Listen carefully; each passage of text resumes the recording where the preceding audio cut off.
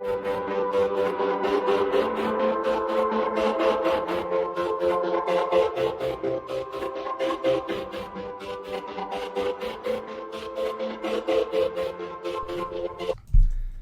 everyone and welcome to another live stream of It's All Happening at UTAS. I'm Dr. Jamie Chapman. This is Dr. James Crane. Hi everyone. And in this live stream we're going to be talking about the anatomy of the urinary system. So hopefully if you have any questions about the urinary system, the anatomy of the urinary system, hopefully we get a chance to talk about filtration as well along the way. Please pop them in the chat. We'd love to hear from you. We're here, of course, to help reinforce the content that we deliver in Human Anatomy and Physiology, and of course that works best if you're coming and asking questions. And of course if you're watching asynchronously in one of our videos a bit later in time, hi there, and we hope you enjoy the next hour as we go over the anatomy of the urinary system. So we're going to begin our look at the kidney, I suppose, is sort of the major organ of the urinary system. So if we think about the different components of the urinary system, we have a number of organs all making up, and I've already started quite poorly by not being able to spell urinary. So I'm not very good at multitasking, ladies and gentlemen. Urinary system, and of course we know that the urinary system is made up of the kidneys. Leading away from the kidneys, of course, is the ureter. Hi, student adjustment 263. Welcome along. Ureter. The ureter then, of course, leads to the bladder. The urinary bladder. We sort of call it the urinary bladder, and of course in the human body the only other bladder that exists is the gallbladder, and so I'm not sure why we need to really classify it as the urinary bladder, but that's just my little pet peeve about what's going on there. And of course to get the urine out from the urinary bladder we need the urethra.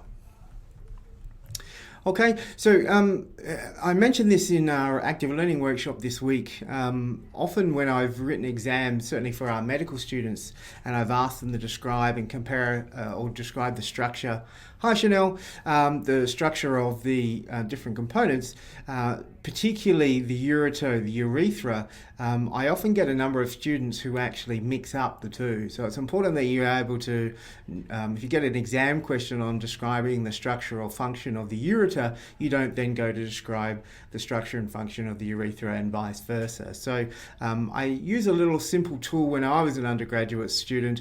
I always remembered that ureter with the T goes to the bladder, and urethra goes through the body. So we're actually voiding the urine. So that was the way I sort of distinguished what am I actually being asked about? Am I being asked about the ureter or the urethra? And so that was how I actually remembered. And that may be helpful for you, I don't know. Maybe you have your own way to remember which one's which, because of course they are very similar in name. All right, so that's basically the urinary system. Of course, we've got a number of functions associated with the kidneys.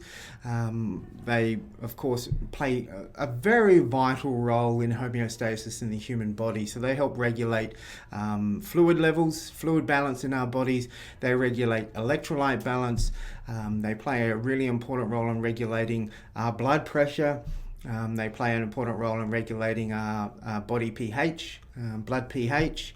They also play an important role in making sure we have enough red blood cells through the secretion of the hormone erythropoietin and things like that. So there's a number of functions that the kidneys actually do that enable us to function, and without kidneys we get into quite serious medical problems.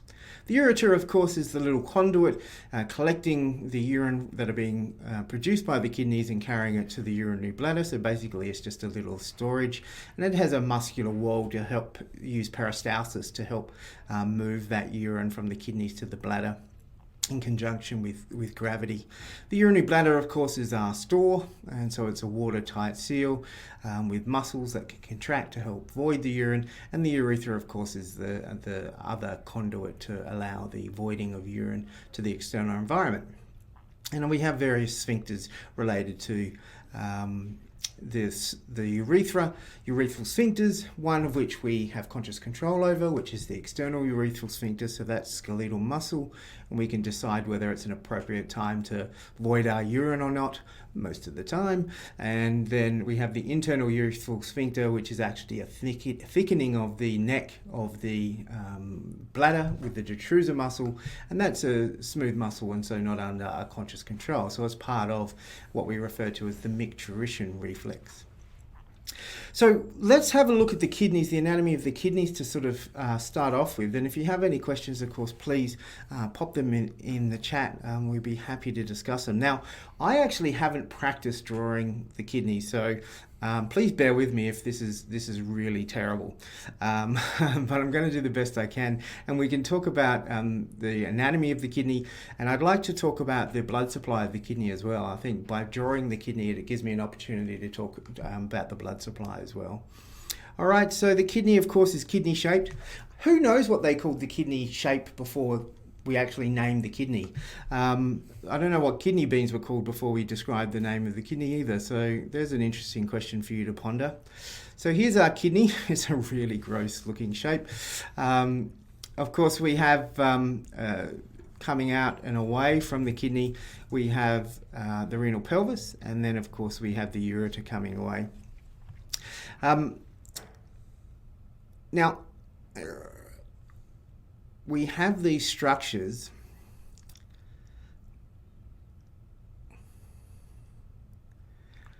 here, and the kidney is actually divided into lobes.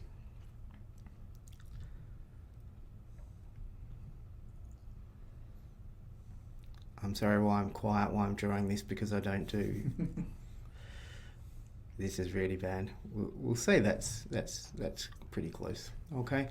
All right. So each of these structures here, this is known as a minor calyx,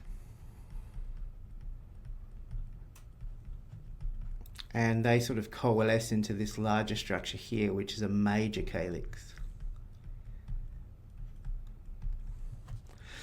So each of these then drains. Let's use this colour here. One of these structures here, and these are the renal pyramids.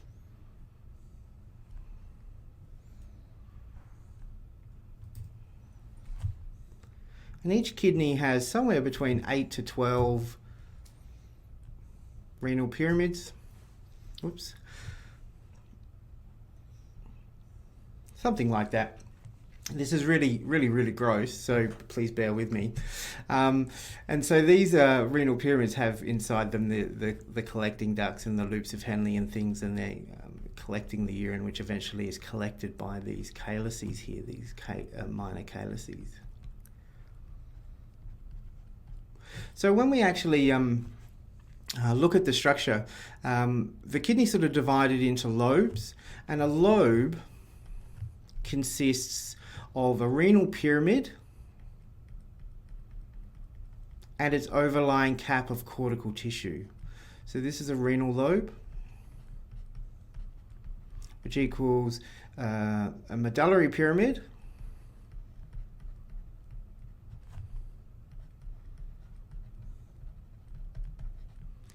and its cap of cortical tissue. Okay, and so you can see there's a number of lobes in this really badly drawn kidney. So there's 1 here, 2, 3, 4, 5, 6, 7, 8, 9. Now actually when the kidneys begin development in the fetus, they actually start out actually showing these sort of bumps of these lobes. And then eventually each of these represents a lobe of the kidney, and then over time these actually smooth out and you get that nice convex surface on the outside of the kidney during development. So just get rid of this. And some species actually retain that sort of bulbous type of appearance. I don't know if you've ever seen a cow kidney in the butcher shop, but they actually have those, you know, very large sort of bulbs on their surface. They're kind of unusual in appearance. So then each lobe is drained by a minor calyx. Then that drains into the major calyx, and then here we have what's called the renal pelvis.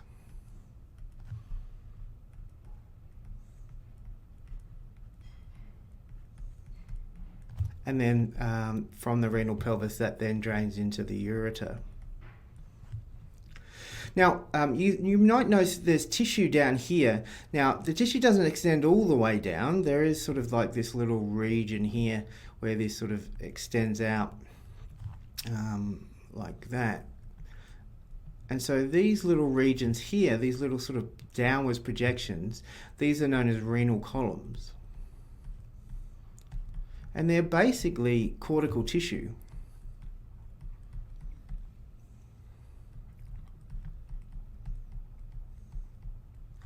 So we actually have sort of these funny little things going on. So we actually have here, go back to this colour, parts of the medulla sort of extend out into the kidney, and they form these structures called medullary rays, and they're where we actually have our collecting ducts and our loops of Henle from the cortical regions, and they extend out into the cortex. So we actually get sort of what we consider medullary tissue out in the cortical region. And then if we think about this tissue out here, which we just called the renal columns, there's actually cortical tissue sort of extending down into the normal zone, which we would probably classify as the medulla of an organ. So normally when you talk about that distinction, we have an outer cortex and an inner medullary region. Here in the kidney, it's actually sort of, they swap over a little bit, and there's tissue in what we would consider the medullary region, which is cortical tissue, and then parts of the medullary tissue extending out into the cortical region, and these are the medullary rays.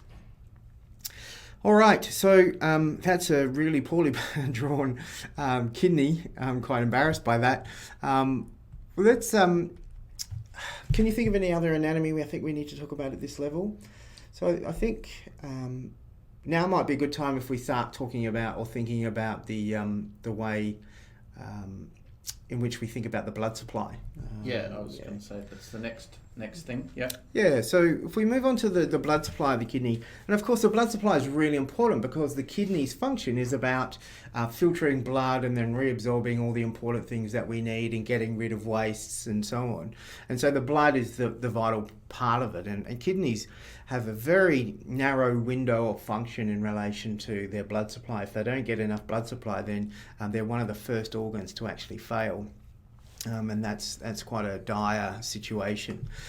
So the blood supply, and I'm sort of, it's going to be a little bit gross again. I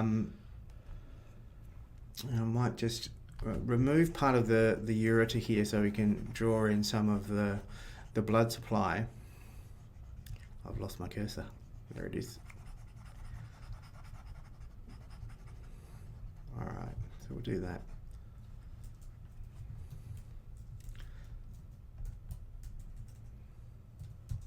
So we start off, of course, with the renal artery, which is bringing blood in, and that's a branch of the abdominal aorta there. And then this branches into what's called segmental arteries.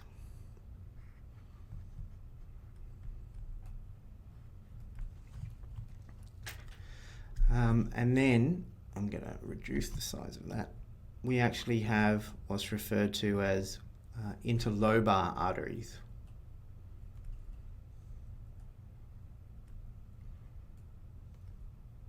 So I'm going to give these labels very soon.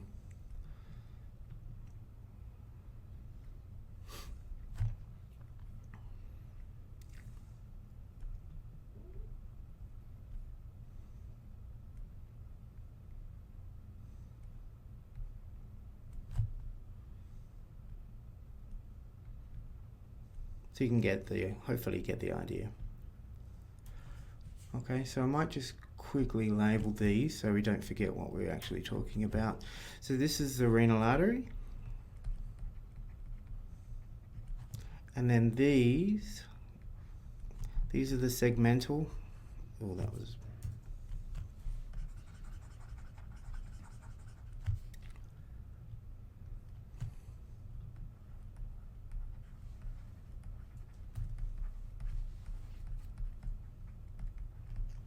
And then these are the interlobar.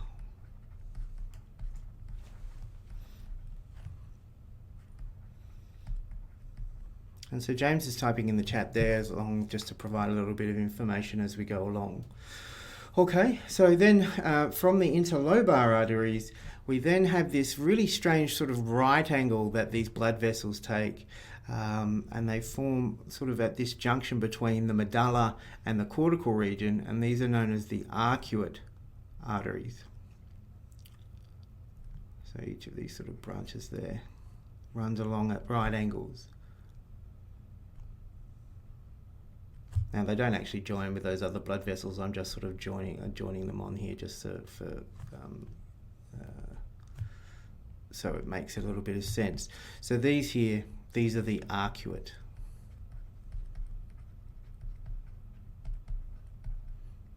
arteries. Oops, I forgot the E. Arcuate arteries. And I always remember those because they are the ones that run at the right angles between the cortex and the medulla. So they're running at right angles there. Then they send out little branches, and here I think we need to sort of zoom in a little bit more. I'm going to have to delete some things here. I might just sort of maybe I'll remove some of this labeling on the left-hand side here. Right-hand side, I mean. I don't know my left from my right.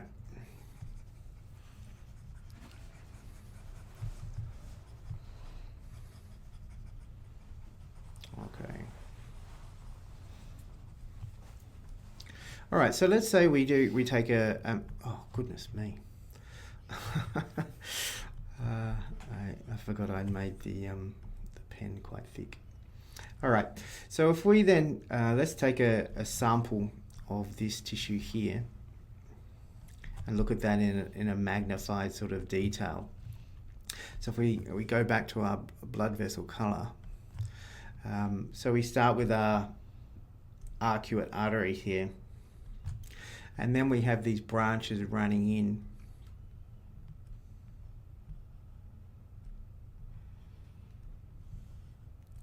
Like this. And these are the, well, in our textbook we've actually called them the cortical radiate arteries. And I actually know them as interlobular, which is another name for them as well.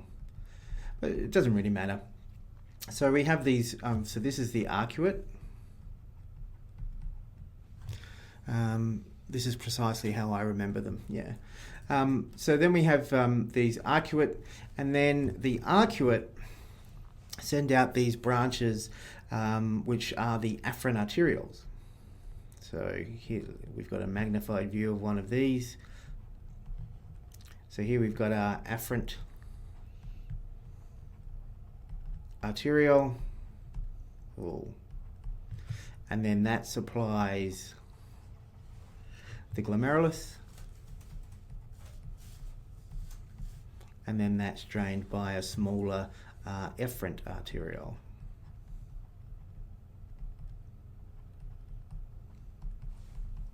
Okay, so you'll see that the afferent arteriole has a much wider luminal diameter than the efferent arteriole. Radial arteries radiate outwards. Yeah, that's a good way to remember it too, off the arcuate arteries.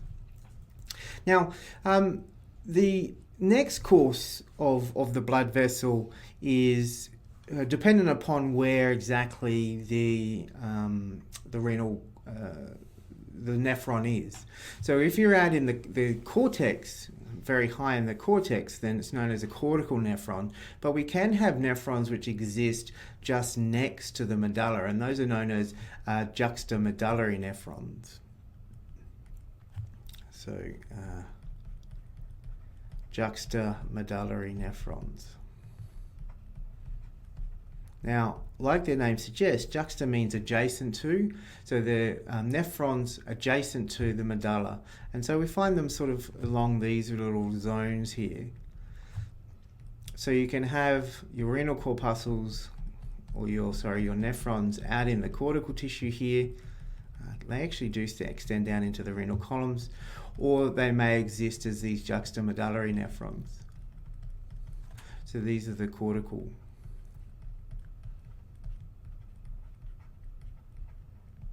nephrons, and then the juxtamedullary ones are the ones near that junction there. Now, if you actually are a cortical nephron, then the next blood vessel that comes after the efferent arterioles is the peritubular capillaries.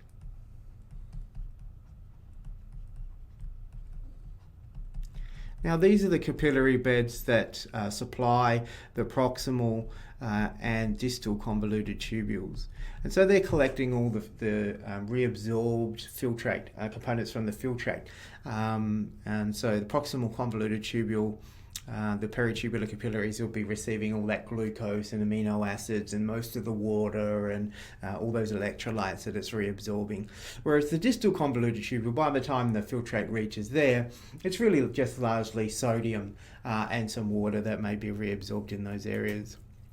So the peritubular capillaries are the capillary beds which drain or receive the reabsorbed materials from the proximal and distal convoluted tubules.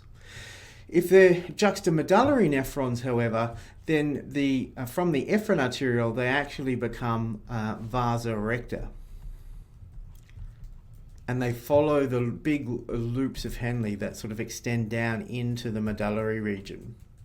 So the next bed, as I say, will then depend upon their location. So cortical nephrons will, after the efferent, they'll become peritubular capillaries, or if they're juxtamedullary nephrons, they'll become vasa erecta. So they'll follow that loop of Henle down into the medulla, then come back up into the cortical region again. And so from there, we actually then head back to the venous system. So we move from the peritubular capillaries to cortical radiate venule, then to the arcuate vein, then to the interlobar vein. Just watch your head there, Jamie. Yep, let me just disappear. Voila. And then from the interlobar, we then go to the renal vein. So we don't actually have what's called a segmental vein. Some textbooks sort of draw them in, but generally speaking, we tend not to really refer to them. Does that make sense to everyone? Hopefully that makes sense to everyone, sort of the blood supply. Renal artery, segmental arteries, interlobar arteries, arcuate arteries. Then we've got the cortical radiate arteries leading into the afferent arterioles, to the capillary bed, which is the glomerulus, the efferent arteriole to another capillary bed, either peritubular or vasa erecta, and then via the cortical radial venules, arcuate vein, interlobar vein, renal vein, and then back to the inferior vena cava there. So the inferior vena cava. And then, of course, back to the heart. So hopefully that makes sense to everyone about the blood supply. It's important, of course, as I say, because filtration is occurring here. Chanel says, yes, thank you, with an exclamation point. So great to have that emphasis there. All right. I'm just going to quickly save this diagram because it's really gross, and I just wanted to save it. So what we can do now, because we're actually looking at the diagram, not the thing. All right. So next, maybe we should look at actually how filtration works. So we may be looking at the structure of the glomerular filtration membrane. And I did notice that some of the pictures can be a little bit confusing in relation to the structure of the glomerular filtration membrane.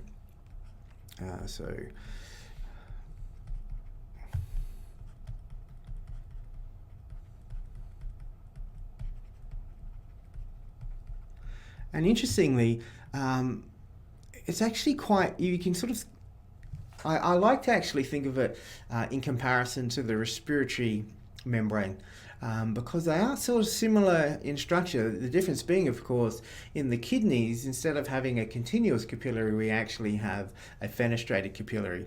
But other than that, then we have some very similar sort of features. So if we think about the glomerular filtration membrane, we've got our capillary. So here's our capillary here, or the glomerulus, of course.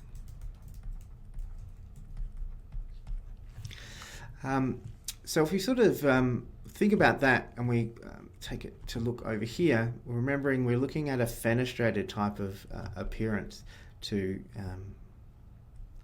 the structure of our endothelium.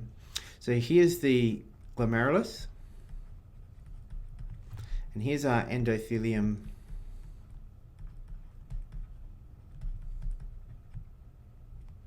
And now if we think about it, if we were to sort of look at a endothelial cell, remembering that these are squamous cells, they would have lots of holes within their cytoplasm, which are the fenestrae. And so that's what these are representing here. These are the fenestrations. So that's the fenestration. So we're thinking about this simple squamous endothelial lining of our blood vessel in our glomerulus. Now I haven't drawn the fenestrations on this section here, but if we were to sort of zoom in this region here, this is what it would look like in magnified section. So this is imagining we're having a section that's going through here, and we're actually looking at these little holes in the endothelial lining here. So this is the endothelial cytoplasm. Its nucleus, for example, might be over here. There. Now, of course, we know that every epithelium sits on a basal lamina. So we actually have the basal lamina sitting beneath here.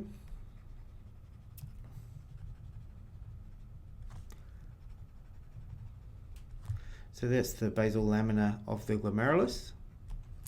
Now, the next part of the renal corpuscle was actually going to be the visceral layer of Bowman's capsule, which we actually know as podocytes. Now, because podocytes are also an epithelial cell, hang on, I'm missing from the screen here. I'm just gesticulating, but I'm not actually on the screen. So, because the podocytes are also a type of epithelium, they also have a basal lamina. So they actually have their own basal lamina here as well.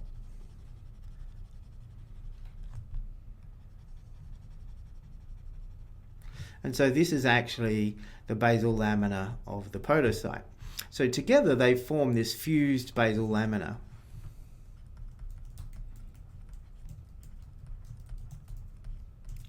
Now, many books, and most of the time, instead of actually calling it a fused basal lamina, it's actually referred to as the glomerular basement membrane.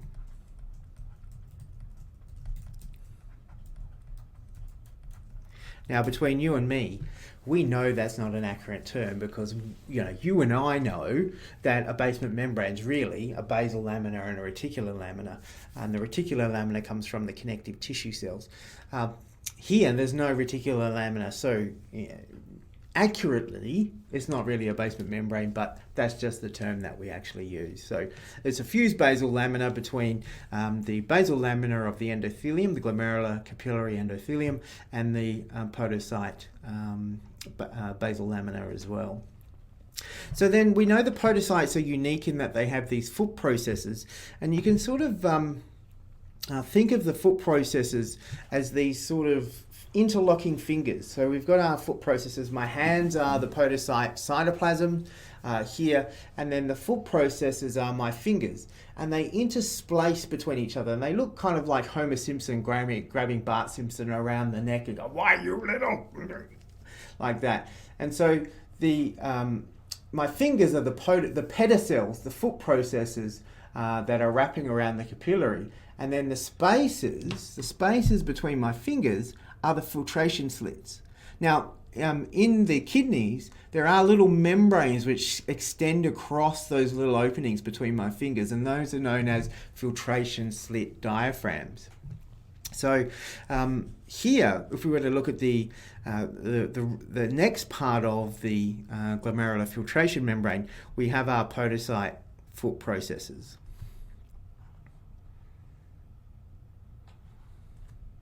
which are our pedicels. So these are our pedicels. So here's one pedicel, and here's another one. So this space then is known as a filtration slit.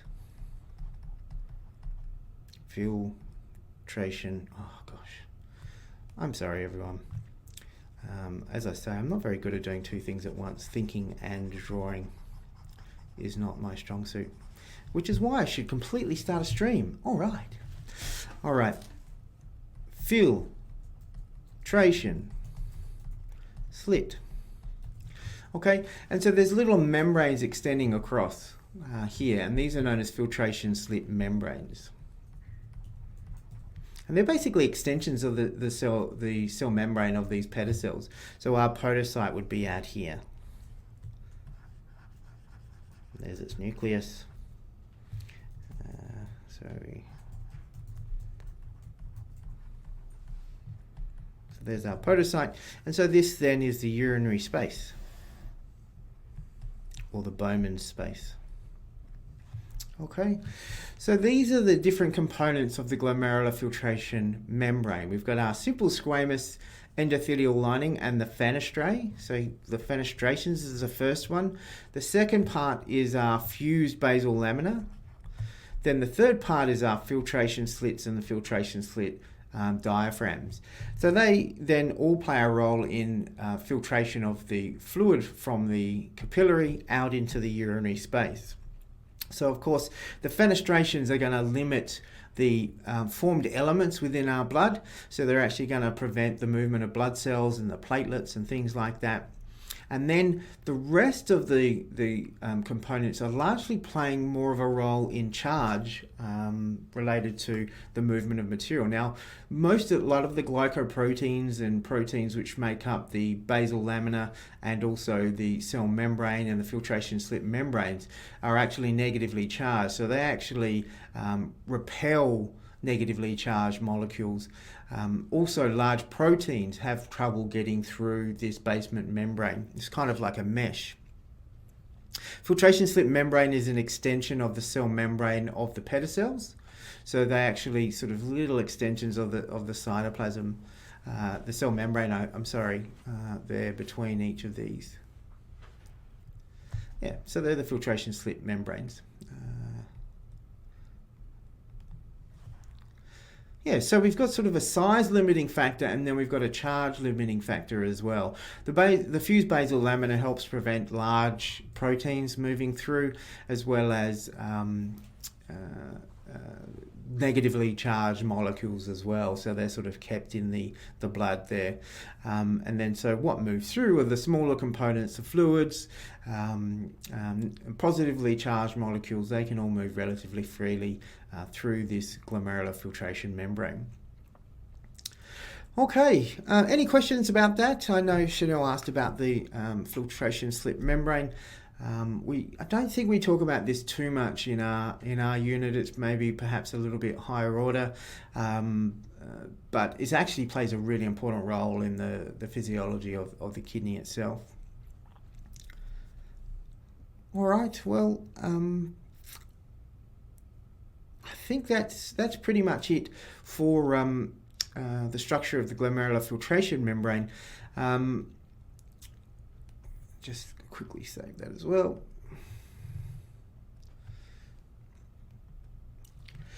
So what we can talk about now, maybe we can actually think about the renal corpuscle and just do a very quick diagram of what actually makes up the renal corpuscle. You're welcome.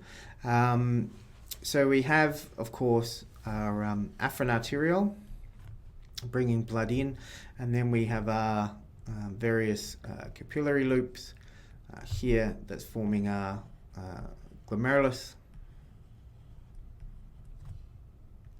And then eventually they're going to be drained by the efferent arteriole. So here's our afferent arteriole.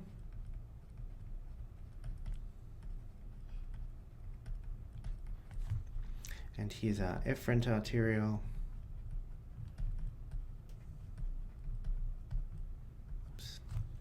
And then of course we're all sitting here inside the Bowman's capsule.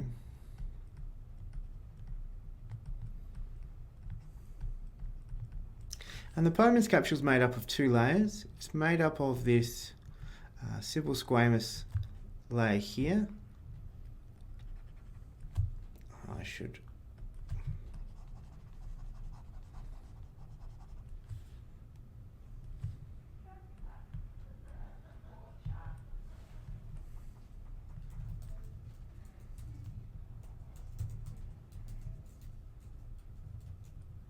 Oh, that was...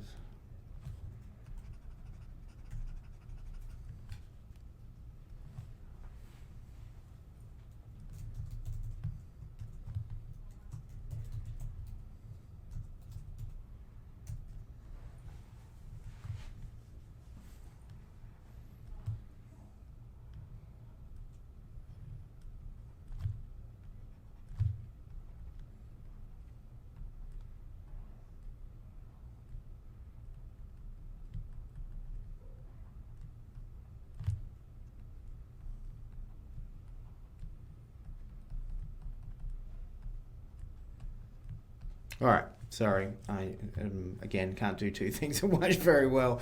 I apologise for that. So this is part of the Bowman's capsule, and it sort of consists of these sort of two parts. It consists of the parietal layer of Bowman's capsule, and then sitting on the surface of the capillaries here, we actually have this other layer, which is the podocyte layer. They look kind of like a little octopus sort of sitting on the top there with quite a round nucleus. And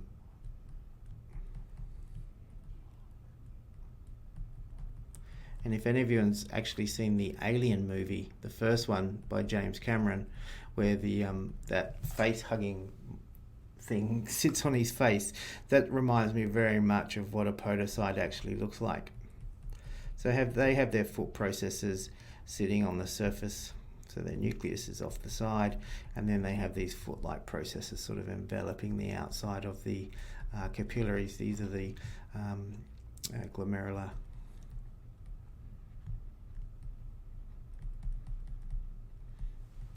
capillaries.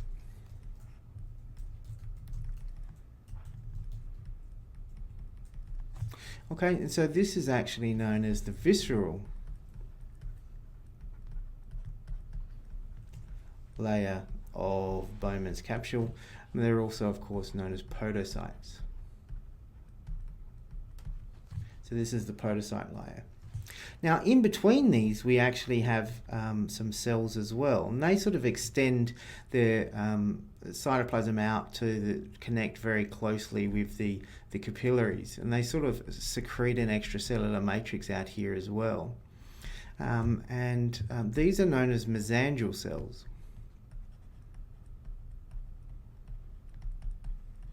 So they form or sort of fill in the space all in between these capillary loops here, and they form this extracellular matrix, and they play what's thought of as a really important role in helping keep the basement membranes clean of the capillaries here, but also in can actually help regulate contraction. They're actually contractile cells, and they can help to contract and cause vasoconstriction of these capillaries as well, which is then regulating flow of blood, filtration rate there. Now, so then this here is the urinary space, or the Bowman space, and then that leads down into here. We've got our proximal convoluted tubule.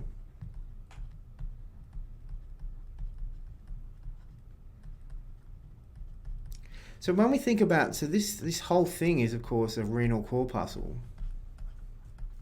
which is the first part of the nephron, which of course is the main functional unit of the kidney. We can actually sort of think of the renal corpuscle as having two zones or two regions. So we have what's called the vascular pole, which is this region here where we've got the afferent and the efferent arterioles, and we have what's known as a urinary pole, where the urine is being, or the filtrate is being collected and moving out into the proximal convoluted tubule. Now, housed between these, we actually have these two, we have these cells of the distal convoluted tubule. Each distal convoluted tubule comes back and makes contact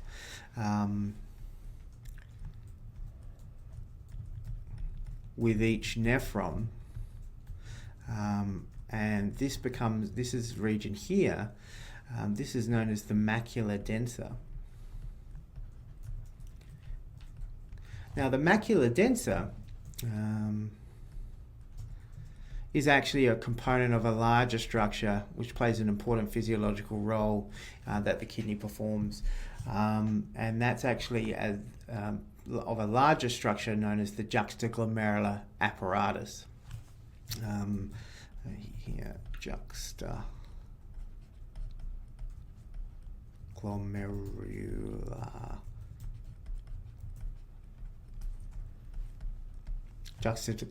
apparatus.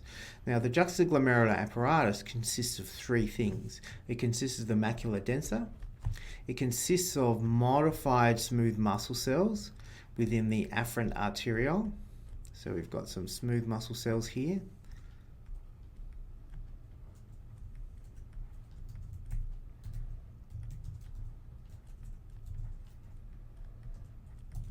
And these can actually secrete renin.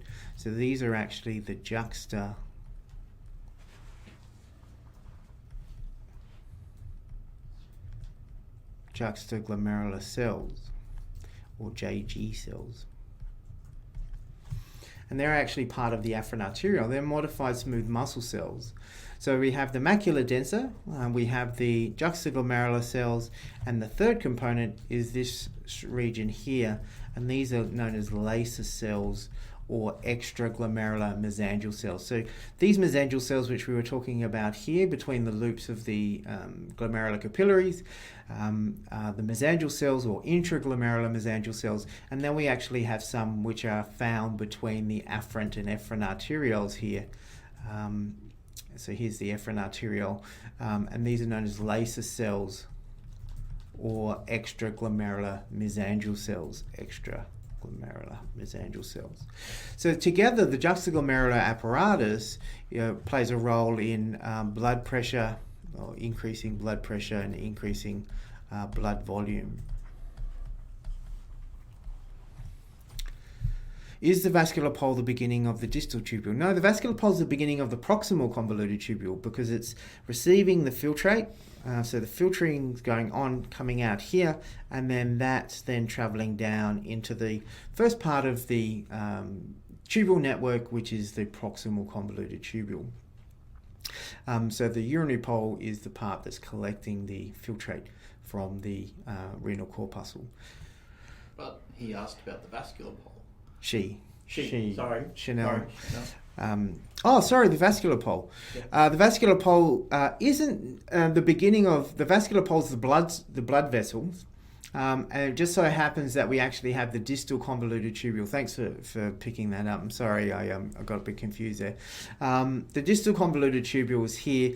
It's not necessarily the start of the distal convoluted tubule, but it's certainly the part where the distal convoluted tubule comes back and makes contact again with that renal corpuscle. So it's not necessarily the start, it's just a component of the distal convoluted tubule. All right. Does that make sense? It's a really ugly drawing again. I'm obviously not very good at diagrams, but hopefully that sort of helps explain the structure of the renal corpuscle in a little bit of detail there. So I'm going to save that one. So one thing I noticed that I didn't actually talk about was actually the components of the nephron. So we've just sort of talked about the renal corpuscle. Thank you, you're welcome. So here we have a capillary tuft, we have our afferent arteriole, we have our efferent arteriole leaving. So if we think about the nephron, oh goodness me.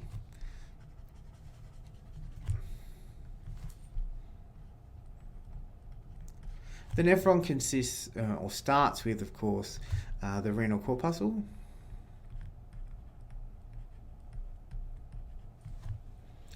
Then we have the proximal convoluted tubule.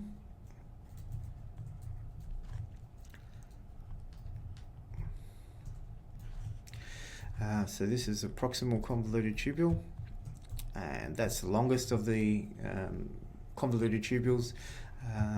Then we have the loop of Henle. So I'm going to be...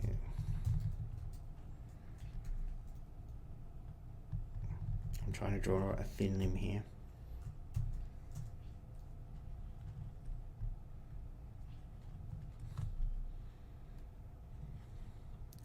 Does that have another name, Jamie? Does what have another name? The loop of Henle? Yeah, I'm just sort of drawing.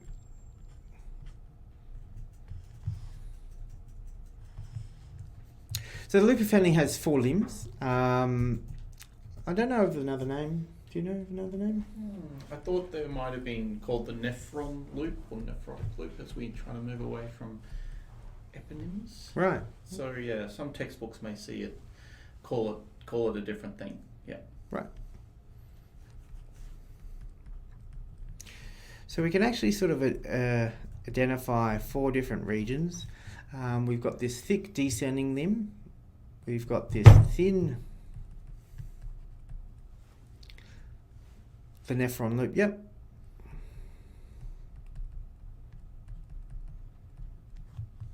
We've got the thick ascending, thin ascending,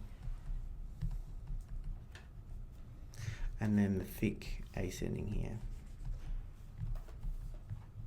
So the loop of Henle, or the, as Chanel and Actually, James... the textbook here is nephron as well. Okay, nephron loop.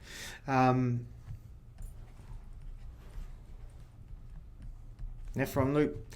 We have a thick descending loop.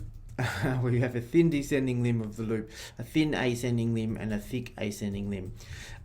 Then we have the distal convoluted tubule. We have a collecting tubule, which then leads to a collecting duct. Now, the nephron sort of finishes around about here. So the collecting duct is kind of separate from the nephron.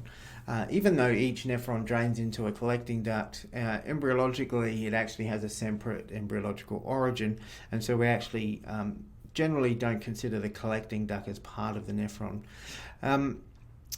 Now, when we look at the nephron loop, the thick descending portion is basically identical to the proximal convoluted tubule, and the thick ascending portion is basically identical to the distal convoluted tubule. So they're very similar in structure. Not necessarily function, but certainly similar in structure. So these thick descending, the proximal convoluted tubule, distal convoluted tubule, thick ascending, they're all actually simple cuboidal epithelium.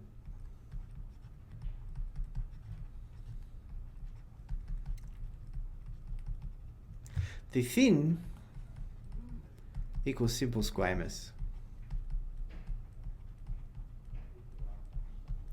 Now what we'll see is the difference between the proximal and distal convoluted tubules is that the proximal convoluted tubules are doing most of the absorbing, and so they actually have the very well developed microvilli. They also have lots and lots of mitochondria. So this is the proximal convoluted tubule, or the thick descending. The distal convoluted tubule certainly much shorter, even though we call them simple cuboidal. They don't have the prominent microvilli. They do have some infoldings and some basally located mitochondria to help power active transport. So this is the distal convoluted tubule, or the thick ascending,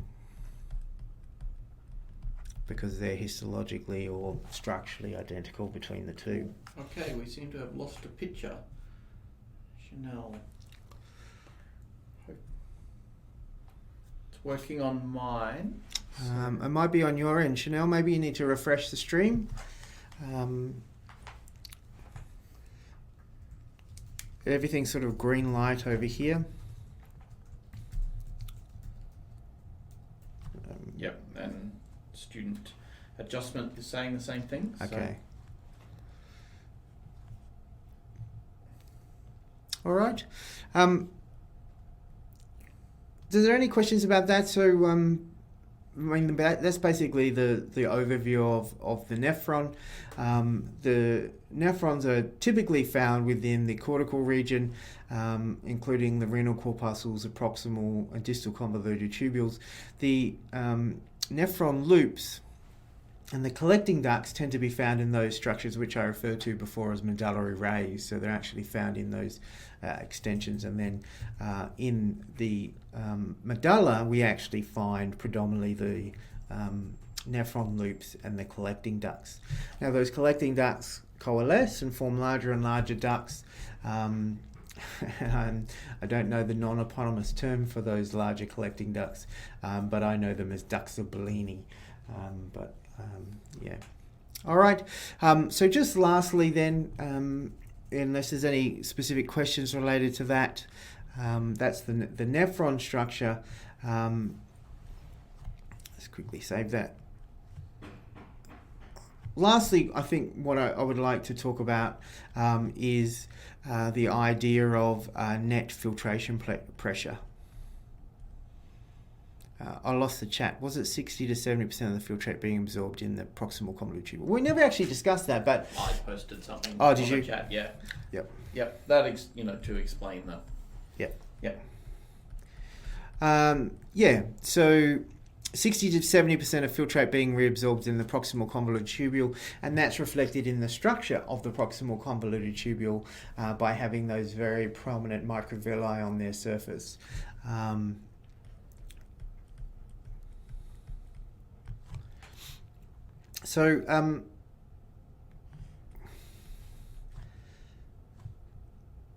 Net filtration pressure consists of varying and opposing forces, and this is sort of a nice throwback to the cardiovascular system. So when we're trying to undergo filtration within the renal corpuscle, we have all these forces going on. So in the glomerular capillaries, we actually have this pressure trying to force the fluid out into the urinary space.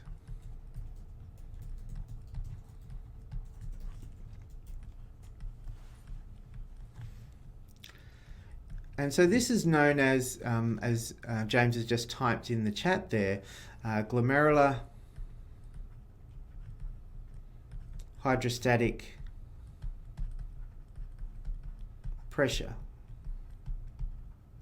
So this is the force which is trying to move the fluid from the glomerular capillary through those fenestrations. I should probably add some fenestrations here. So move the fluid from those fenestrations, from the fluid in the capillary out via the fenestrations and into the urinary space. So that's the glomerular hydrostatic pressure. And that's sort of related to the idea that if you've got a hose, a water hose, you turn on the water, you've got the fluid, the water running through that hose, and you sort of put your thumb over the end of that hose. You get this pressure build up at the opening because you've got all that fluid coming behind it trying to push it out. And so that's where hydrostatic pressure comes from. It's from all of that fluid behind it trying to push it out. So that's what glomerular hydrostatic pressure is. And it's the largest of the, generally in a healthy kidney, it's the largest of the pressures at the filtration membrane. It's around about 50 to 55 millimeters of mercury in pressure. Now, we also have opposing forces going on as well. Now, within the capillary, we actually have proteins. Because remembering the proteins can't move out through the glomerular filtration membrane because they're too large and they don't actually pass through that glomerular filtration membrane. Now, the proteins kind of act like a sponge and try to draw the fluid back into them. And so we actually have this movement trying to get fluid back into the capillary because of the presence of proteins. And this process, or this pressure, is known as oncotic or osmotic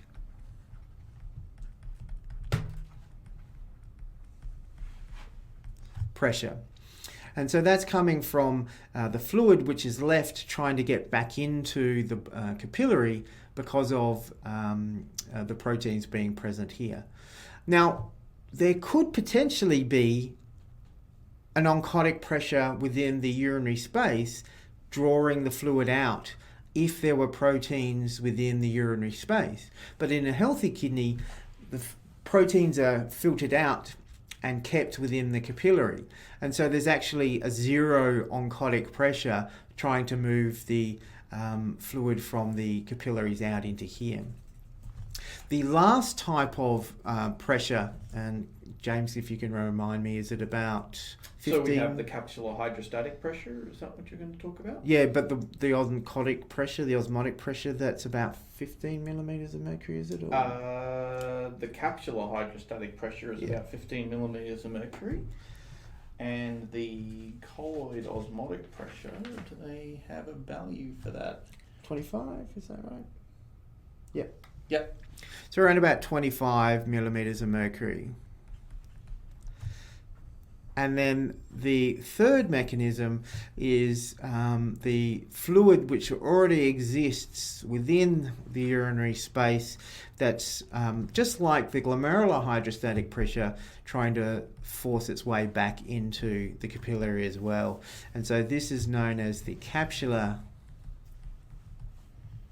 capsular or Bowman's capsular hydrostatic pressure.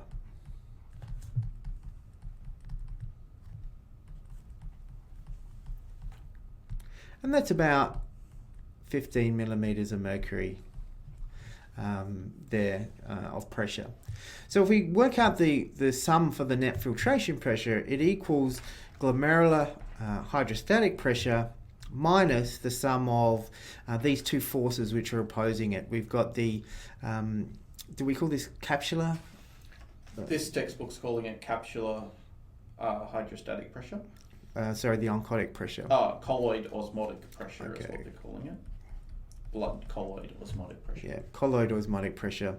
So the colloid osmotic pressure plus the capsular hydrostatic pressure. So if we go 50 millimeters of mercury minus, what did we say, 25 plus 15, that equals 40. So 50 take away 40, that gives us an overall net filtration pressure of 10 millimeters of mercury of filtration happening in the kidneys.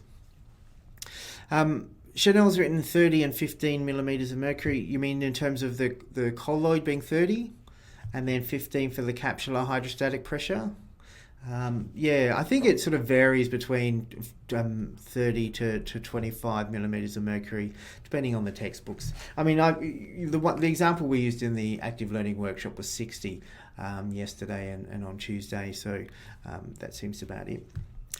So yeah, we have all these processes. As I say, there is that fourth component which may be present, which is the capsular oncotic pressure that may drive the fluid from the capillary out. But in the normal healthy kidney, you don't have proteins in the urinary space. Someone with diabetes, however, may have protein within their urinary space, and therefore they may actually have this other pressure drawing fluid out, and that can interfere with this net filtration pressure. Both taken away from 50 to 55, yeah. Good, all right. Well, I just see the clock has actually hit 5:01.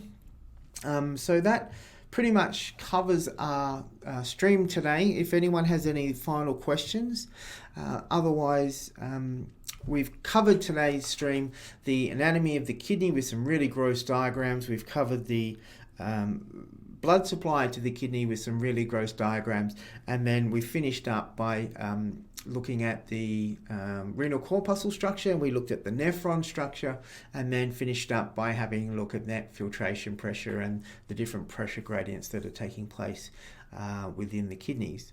So hopefully about the ascending distal convoluted tubule. Yes? Chanel's got a question?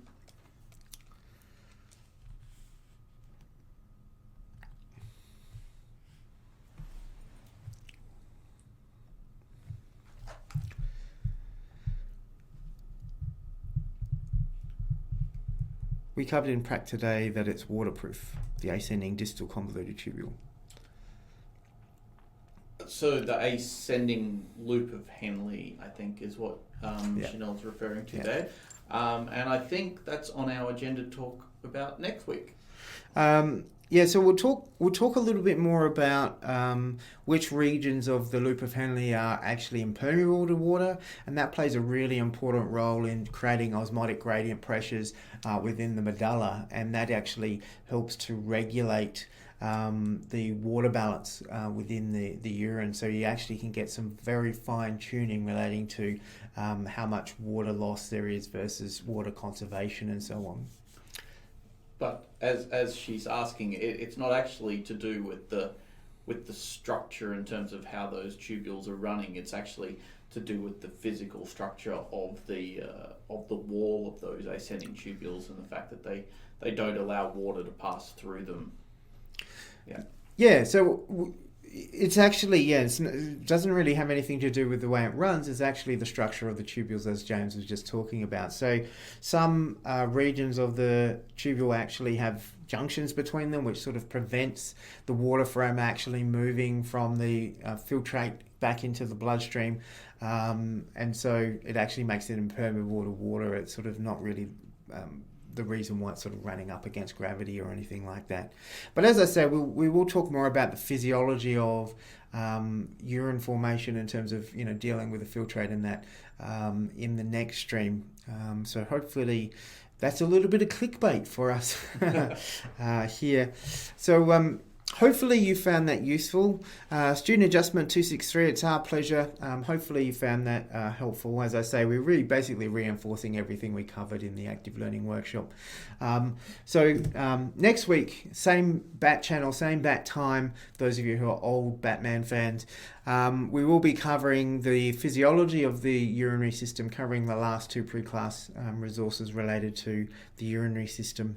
But until then, if you have other questions you'd like us to cover, please don't forget to either email us or for those students of us, CZZ 102 students, post a question on the discussion forum. We actually have a section there where you can actually post a question.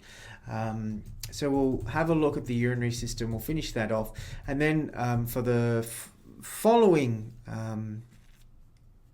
no worries, Chanel, thank you.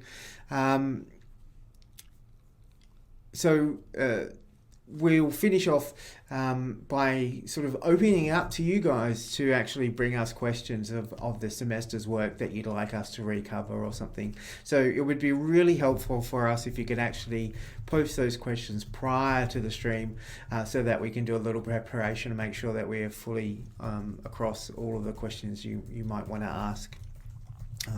So we will get to it. I see James is quickly typing there, trying to answer Chanel's question. I think he can do that within the chat. So we're going to end the chat, end the stream there.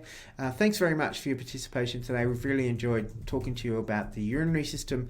As I say, we'll see you next week looking at the urinary system again in terms of more physiology. So we'll see you in the next stream. Hooroo!